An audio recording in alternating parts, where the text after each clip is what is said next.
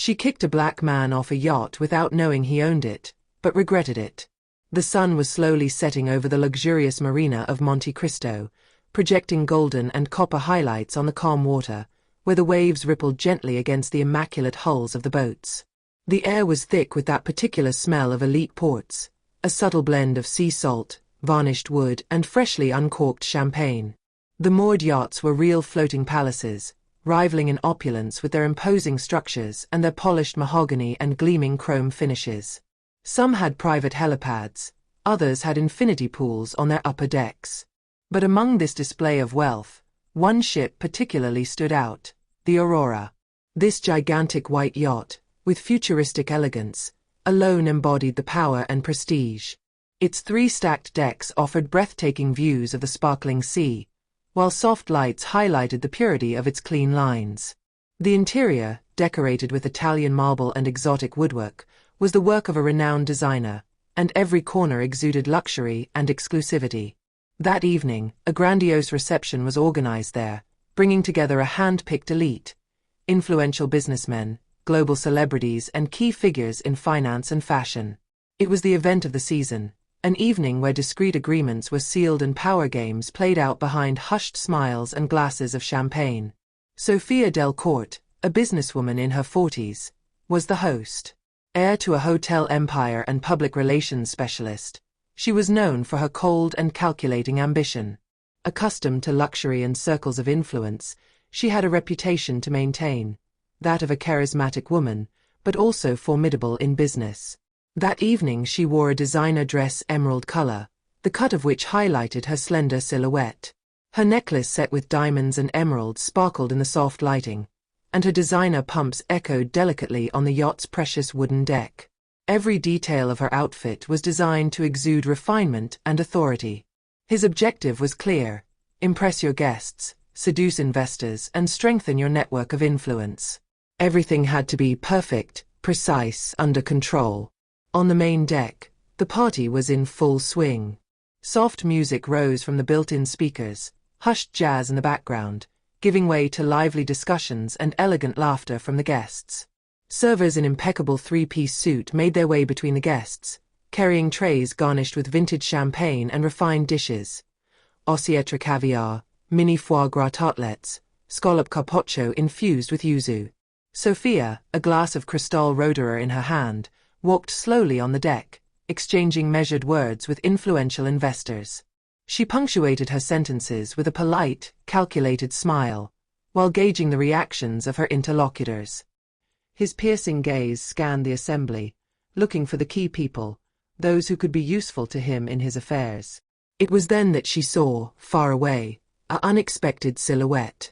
An black man, dressed simply in a white linen shirt slightly open and a pants beige, walked calmly on the yacht. He moved with a quiet ease, contrasting with the excitement of the reception. Instantly, Sophia's expression hardens. His gaze, which until then had displayed perfect mastery of the situation, took on an instinctive contempt. She didn't know this man, and in his mind he had nothing to do there. She turned slightly towards her friend Vanessa, a socialite with features frozen by aesthetic procedures, and murmured in an acid tone, "What is he doing there?" Vanessa, sipping her cocktail, raised an eyebrow and looked at the intruder. "No idea, but he clearly doesn't belong here. Maybe an employee in the wrong place?" His tone was light, almost mocking, as if the simple presence of this stranger on the yacht was a matter of absurd misunderstanding. Sophia, already annoyed by this impromptu intrusion, felt a surge of irritation rising inside her. This evening was his masterpiece, an event orchestrated with a millimeter precision. Everything had to be under his control, every guest, every detail, every interaction. And yet, this man, dressed simply, walked on his bridge as if he were the master. Her heels clicked on the varnished wood as she approached him with great strides, his sharp gaze fixed on his.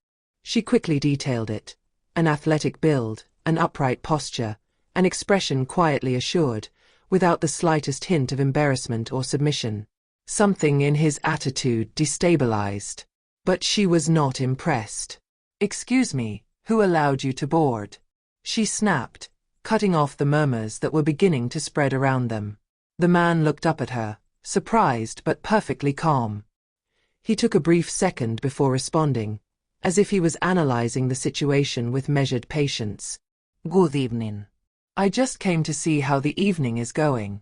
His voice was posed, devoid of agitation, but Sophia perceived a touch of fun, as if he knew something that she didn't yet know. This only made increase irritation. She arched an eyebrow and crossed her arms, exasperated by what she interpreted as a clumsy excuse. Really? I don't remember inviting staff to walk among the guests. Return to your post immediately or leave this boat. His voice was sharp, voluntarily humiliating. The man didn't move.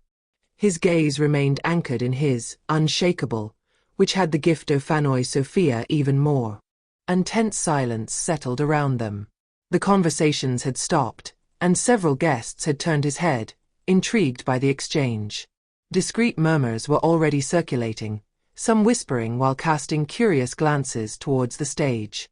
I think there is a misunderstanding, the man continued, still in a measured tone. I'm not here as a staff member. Sophia, whose patience was reaching its limits, uttered an exasperated sigh. No waste of time. She made a sharp hand gesture towards the security agents stationed nearby. Two imposing men, dressed in dark suits, broke away from the crowd and moved forward without hesitation. Take him down immediately, she ordered without even giving the stranger a last look. The officers immediately surrounded the man, placing a hand firmly on his arm to guide him towards the exit. He didn't protest. But instead of showing the slightest anger or indignation, he sketched a slight smile. A smile odd, almost imperceptible, which made Sophia shiver without her knowing why. He just nodded, as if expected this reaction. Something was wrong. As he was about to be escorted off the yacht, a silhouette suddenly jumps out of the crowd. A man in a light suit, looking visibly distraught, ran towards them at full speed, his designer shoes hammering the bridge. It seemed out of breath, as if he had running across the room. Madame del Court. Wait. His cry resonated like a thunderclap amidst the tense silence. Sophia, annoyed, slowly turned towards him, his gaze flashing. What else? She blurted, impatiently. The man threw a panicked look towards the unknown which was always framed by security. It seemed hesitate, searching for words, before quickly turning to Sophia. Madam, you can do that. And why then? She cut in sharply. The man swallowed before letting out, in a trembling voice. This man. He paused, as if didn't dare say the rest. Then, taking a deep breath, he said in a solemn tone. His name is Idris Kane. An electric thrill ran through the assembly. Stunned murmurs arose among the guests. Several faces turned abruptly towards Sophia, watching for his reaction. The man inhaled again, as if to make sure he was pronouncing the words correctly. Then he finished, in a louder voice. He is the owner of this yacht. And lead silence fell on the deck. The information came from hitting Sophia head-on. Around her, several guests had the breath taken away, their gazes oscillating between her and the man she had just expelled. Some, whose faces were marked with disbelief, exchanged stunned looks, while others were already beginning to murmur among themselves, holding back shocked exclamations. Sophia, she turns pale instantly. His heart skipped a beat. She opened her mouth to speak, but no words came. His gaze rested on the man again, this stranger whom she had humiliated, and she felt an icy wave runs down his spine. Impossible, she whispered, barely audible. The man in question, Idris Kane, stopped and observed the scene with amusement, an enigmatic smile floating on his lips. He crossed his arms and scrutinized Sophia with a calmness that contrasted violently with the agitation that was gaining on the guests. A murmur immediately ran through the assembly, like a collective thrill which electrified the air. Idris Kane? The luxury and hotel tycoon? The owner of the largest hotel complex in the south of France?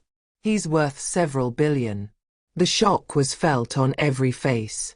Guests, who a few moments earlier had observed the scene with indifference, suddenly stood up, as if they had just realized that they had witnessed an event historical.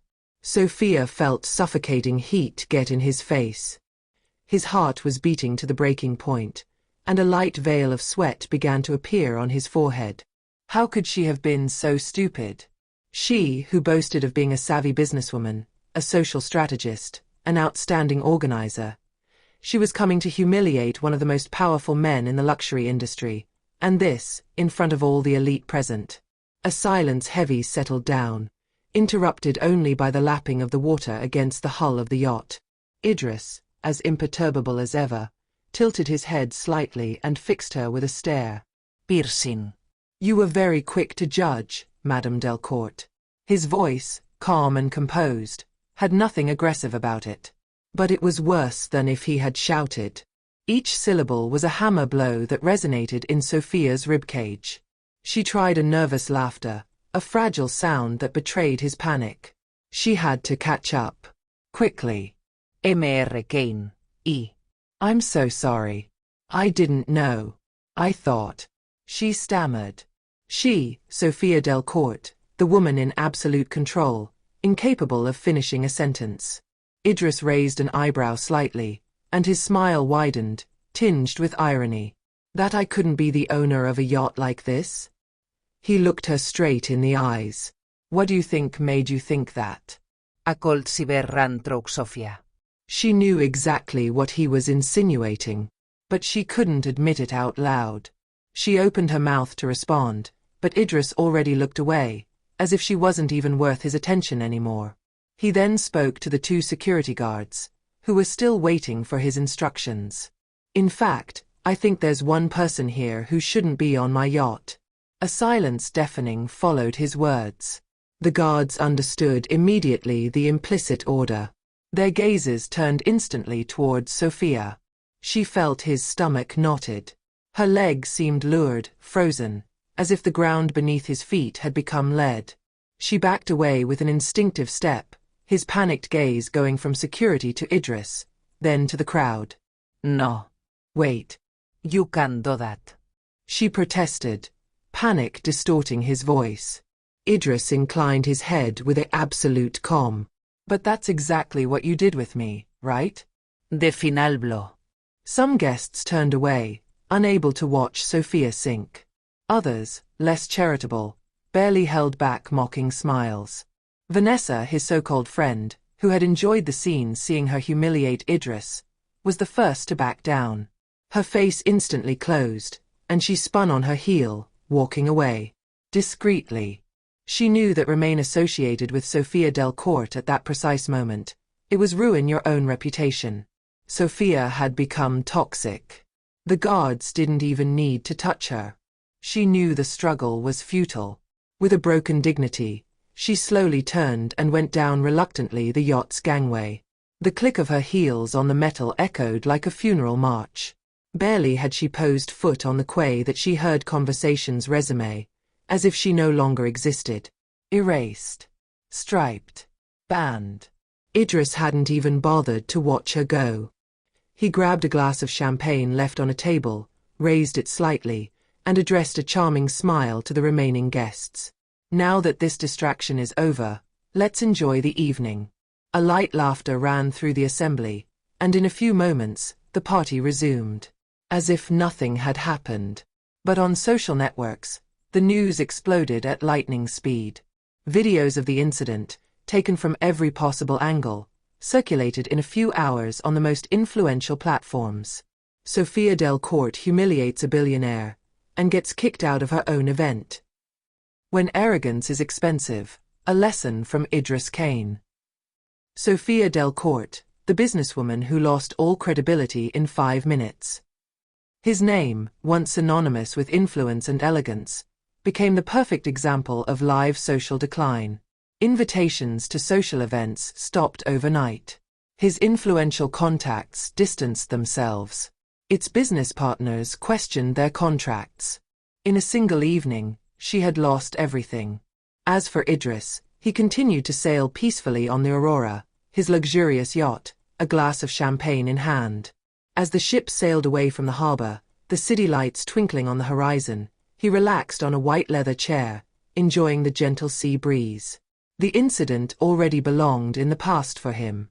But for Sofia del Corte, it was a lesson engraved forever.